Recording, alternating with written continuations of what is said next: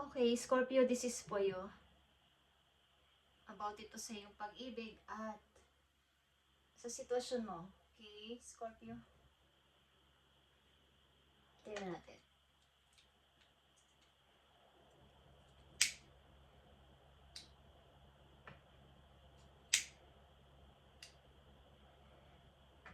Okay.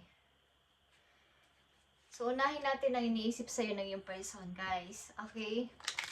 Nasa relasyon man kayo, wala is, tingnan natin. Maring paparating na tao to sa buhay ninyo kung wala kayo sa relasyon. Scorpio, this is for you. At ngayon nga pala is June 10, guys. June 10. Okay, tingnan natin ang iniisip sa inyo ng inyong person. You have to be patient. Okay, magpasensya ka pa daw. Scorpio, at bakit? Bakit kailangan mo magpasensya? Konti pang pasensya sa kanya or sa sitwasyon ninyo. Okay, Scorpio. About ito sa inyong pag-ibig.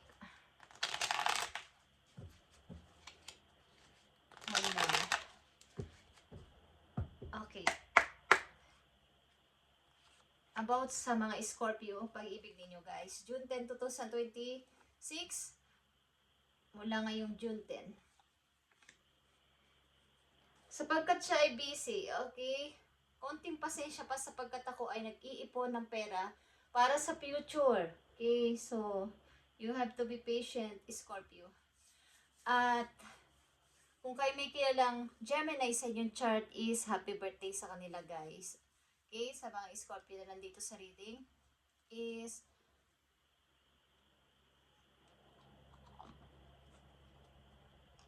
kailangan mo pa ng pasensya.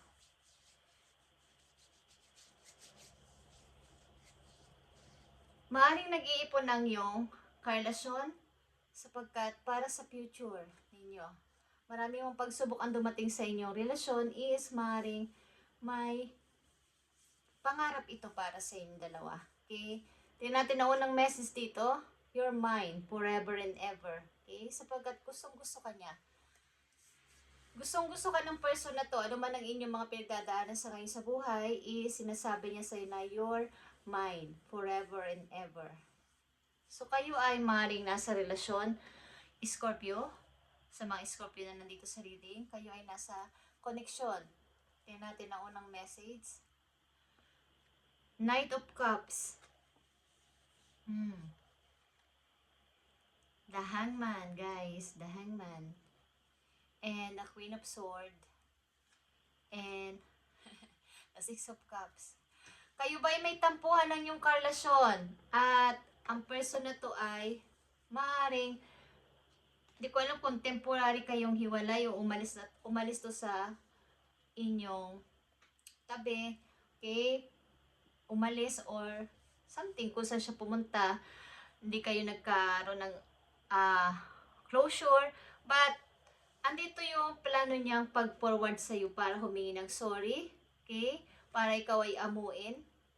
Para ikaw ay amuin or magbigay ng effort dito para suyuin ka muli, Scorpio. But maaaring pinutol mo ang connection mo sa kanya. Kaya nandito ang pinabsorb.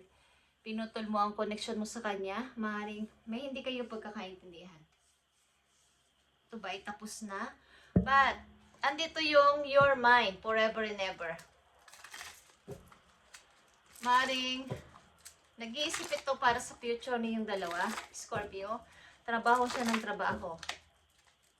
Tingnan natin itong Queen of Swords.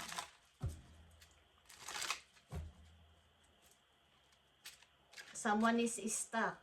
Okay, stuck on you. Alam niyo yung kantang stuck on you, Scorpio. Dahil ikaw ay akin forever and ever. Ano man ang nangyari sa inyong relasyon, maring ang tao na to ay hindi makamove on kaagad-agad. Tingnan natin ang Queen of Swords dito. So, someone is waiting. Ace of Swords and the Six of Cups. Again, okay guys, maring may napagtanto ito sa sarili niya na may mali siyang nagawa sa'yo. Okay? At gusto kanyang suyuin, gusto kanyang puntahan. Plano niya na mag-sorry, humingi ng sorry, at waiting siya sa timing. At kaya nga nandito ang you have to be patient. Something na siya busy sa katrabaho para sa inyong future o sa iniisip niyang future para sa inyong dalawa. Okay, Scorpio. Tingnan natin. Para sa pag-ibig ng mga Scorpio, dito sa Your Mind Forever and Ever, ito ba ay nagpapatuloy pa sa kasalukuyan or meron ka ng ibang minamahal? Okay. Maaring mayroon kayong hindi pagkakaintindihan. Nagtapos ba itong relasyon na to, pero walang closure. At meron pang naka-stuck dito sa sitwasyon ninyo. Tingnan natin kung ito ay nagpapatuloy pa or meron ka ng ibang minamahal. Sapagkat parang wala na kayong connection or contact. Walang conversation. So, someone is talagang umalis dito. Okay? Someone is umalis or ikaw ay tuluyan na umalis dito sa sitwasyon ninyong dalawa. Nandito ang Princess of Cups, yung energy of Scorpio. Maring ikaw ito. At Five of Swords. Yeah. May pag-alis na lang dito. Sapagkat tama na. Pagod na ako sa connection natin. At hindi ko alam kung may third party involved dito. But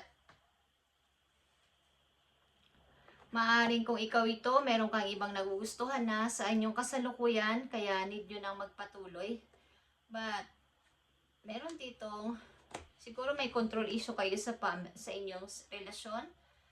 At meron ditong hindi pa maka-move on. Meron ditong gustong humingi ng sorry, planong humingi ng sorry, mag-forward papunta sa'yo, but walang, parang pinutol nyo na ang connection nyo sa tao na to. But andito yung paghihintay at you have to be patient as nandito.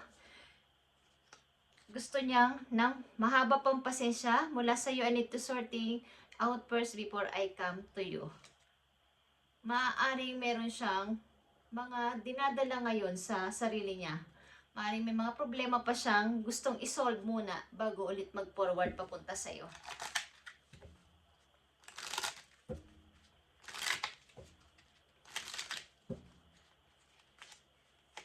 May pag-alis na lang dito sa sitwasyong kesa lagi pa kami nag-aaway is may paglayo na lang dito nangyari, guys. At maaring wala naman itong closure at meron pang gustong humingi dito ng second chance, Scorpio. Tingnan natin to, Your Mind Forever and Ever. Para sa mga Scorpio, ano ang maaaring mga dahilan dito? Okay. Keep the door open. Don't be focused on the closed door that you don't see the ones which open for you. So, maaaring merong gustong pumasok na bagong tao sa buhay ninyo. So, kung kayo naghihintay pa rin, someone is waiting kasi dito. Kung ikaw ito, naghihintay ka sa pag-forward ng tao na to sa'yo para ikaw ay suyuin again, may potential na puntahan ka nito. Pero humihingi siya ng konti pang panahon because hindi pa niya kaya sa ngayon. At maaaring nakapokus siya sa work. At mayroong ibang person dito, bagong energy na kumakatok sa puso mo, nagpapapansin at gustong pumasok at pansinin mo siya. At maaaring hindi mo to nakikita sapagkat may kunti pa ding paghihintay kahit na mayroong nangyaring di ko alam kung third party involved dito kaya nagkaroon ng hiwalayan, guys. Okay, but meron dito nangyaring third party. Alam niyo, ang pag-ibig na to ay unbreakable. Kaya lang may mga complex kayong dalawa. Hindi kayo magkatugma. Something balance. Hindi balance ang sitwasyon ninyong dalawa, lalo na sa pag-abot ng mga pangarap. Pag-iisip ng mga gustong gawin sa buhay. Maring hindi kayo nagtutugma na dalawa, kaya may hindi pagkakaintindihan. At merong na-involve sa third party. Okay, guys. Scorpio, keep the door open. May gustong taong pumasok sa puso mo. May gustong magpapansin sa'yo, pero hindi mo ini-entertain o ayaw mo muna. Because may konting paghihintay dito, guys. Maaring pag-uusap ng o ito'y tatapusin na talaga ng totoo is may pag-uusap pa na mangyayari dito. Tingnan natin to, Scorpio.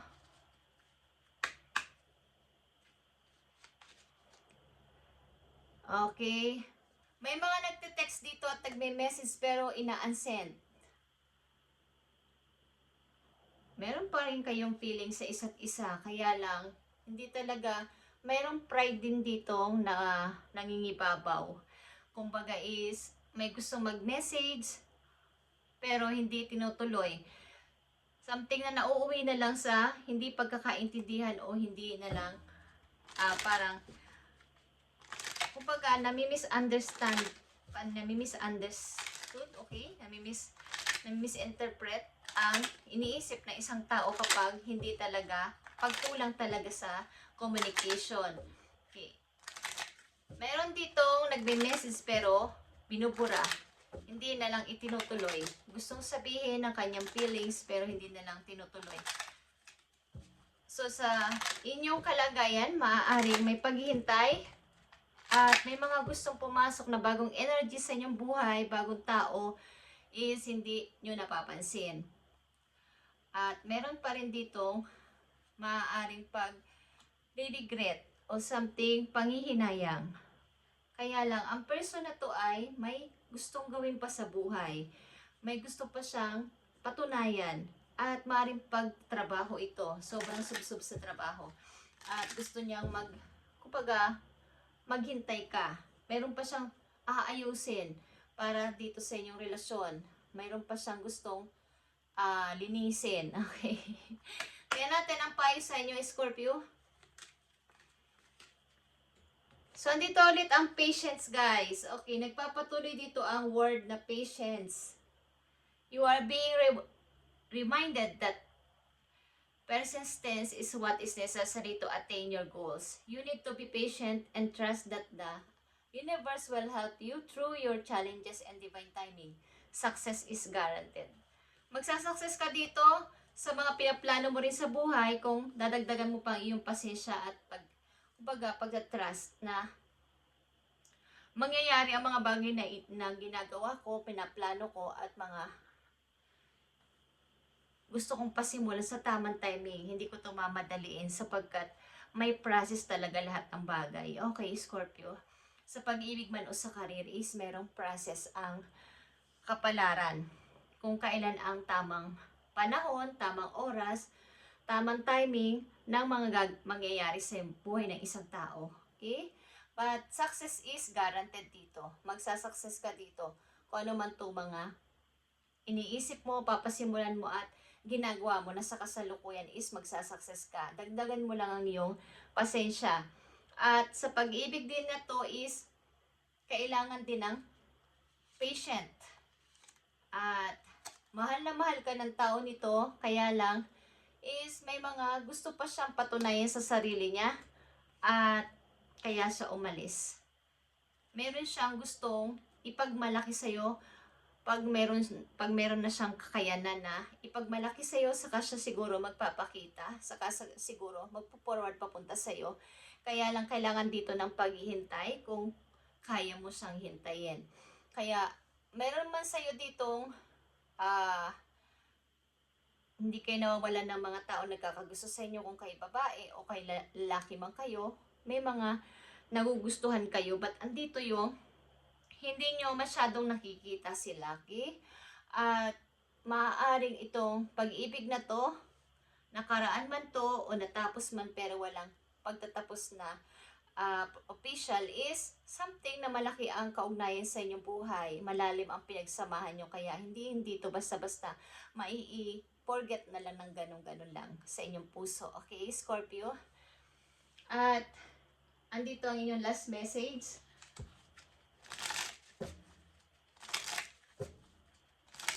So sa larangan man ng pag-ibig sa karir nyo man or sa inyong mga routine sa buhay, kailangan nyo ng pasensya, guys. Pasensya, patient is kailangan dito sa inyong sitwasyon sa ngayon. Message for you, Scorpio. Give more of your time and effort. So, andito yung give more of your time and effort. This situation will be victorious. Okay, kung tumanay sa career sa pag-ibig, ito ay magsasucceed.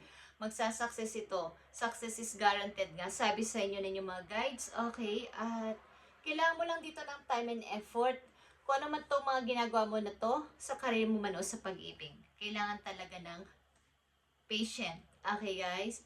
Thank you, Scorpio, and God bless sa inyo lahat, guys. At happy birthday sa mga Gemini kung kayo may kilalang Gemini, kaibigan nyo man, kapatid, or loved ones ninyo, karelasyon nyo, is happy birthday sa kanila, guys. Pakisabi and God bless na rin sa kanila. Thank you and God bless.